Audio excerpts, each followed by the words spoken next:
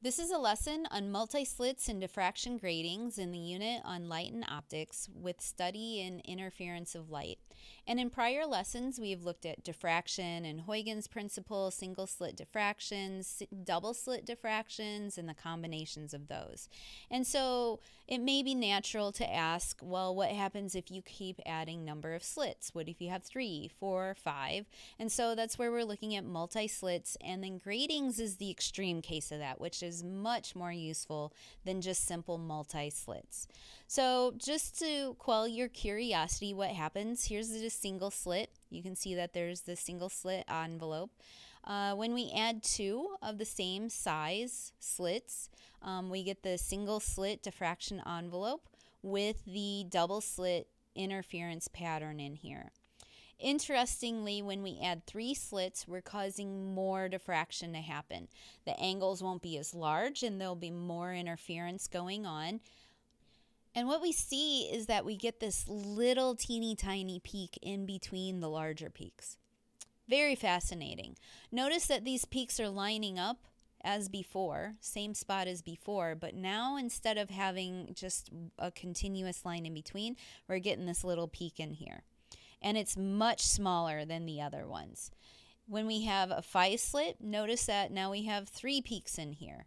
It goes from 1, if there's 3 slits, there's just 1 in here. If there's 4, there's 2 in here. If there's 5, there's 3 in here. If there's 6, there's 4 in there, etc.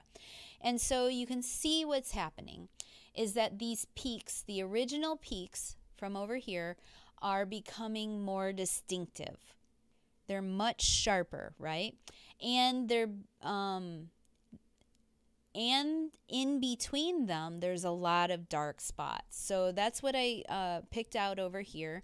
I really like this picture that I got from the internet here, where it shows 2 slits, 3 slits. This is actual lasers. This is real data. And you can see this really happening. And when you get to 5 slits, 7 slits, you can see that these secondary fringes in here become basically dim, become basically a dark spot in between those bright fringes, right? So there's the central axis. This spot here gets smaller and smaller and smaller. It's more distinctive here. And the space in between becomes dark. And so that's what you see when you add more and more slits. That's the general effect. And there is an equation for it. You can study this effect. I'm not too worried about it. It's not something I'm going to assess on. Conceptually, we know it's there. And what we're going to do is take it to the extreme case.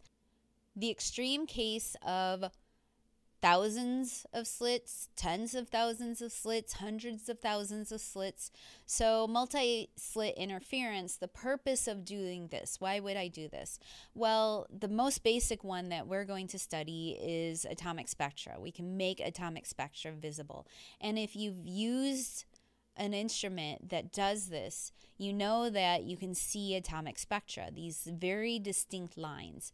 And what happens is when you get a lot of slits going on and there's a wide enough diffraction here, you can see the different wavelengths distinguished from one another.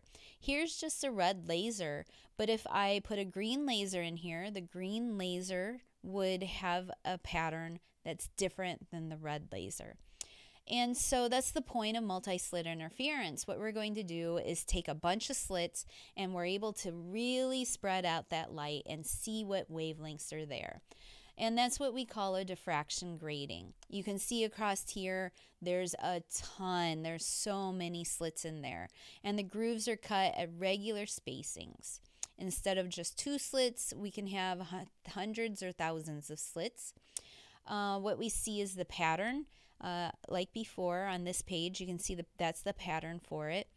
And the pattern follows, amazingly, the pattern follows the same derivation for 2 slits. The same derivation that we get for 2 slits in order to find these bright spots for 2 slits. And notice that's here, constructive interference. That's what we care about only, is where the bright spots are in this pattern, where the bright spots are in this pattern. We only care about the bright spots, and that's the equation. It's the same as the 2-slit interference. The derivation is the same. You can see the path length difference. We set that equal to m lambda because we want constructive interference, and there it is. Note in this situation, no dark fringes are considered. That's because across this whole pattern, there's a really wide dark spot. It's easier to locate the bright fringes than it is to figure out the width of those dark spots. So I picked a pretty simple example to go along with this, pretty straightforward. The information given in the problem can be a little bit frustrating at first, so hopefully you can get used to the trick I use here, how to think about it, and you won't stumble too much on it. Okay, so there's the equation there. Two slit interference and diffraction gratings use the same equation. It says white light is sent through diffraction gratings with 10,000 lines per centimeter. We're going to hold on to that. A screen 2 meters away captures the interference pattern. And so I put this over here. Here's the diffraction grating. The lines aren't drawn in here. There's 10,000 of them. There's so many of them. And so it gets sent through the diffraction grating, and so we can see that the spectrum is here.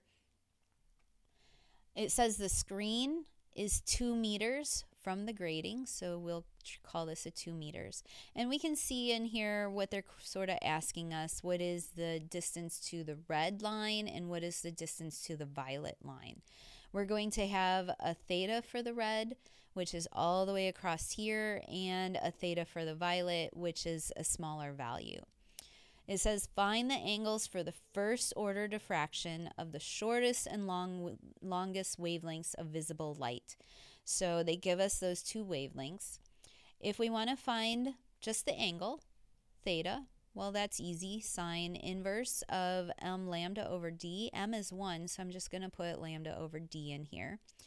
And you can go ahead and start plugging numbers in. The issue is we're not given d. 10,000 is not d. That's 10,000 lines per centimeter. When I think about what d is the distance per line, the meter per one line. And what they've given me is lines per centimeter. So what I kind of want to do is convert that, right? I want to get meters per line instead of lines per centimeter. So what I'm going to do is say, okay, 1 centimeter holds 10,000 lines. So I'm closer. I have a distance over lines rather than lines per distance. And then to get it to meters, I'm going to say that 100 centimeters is in 1 meter.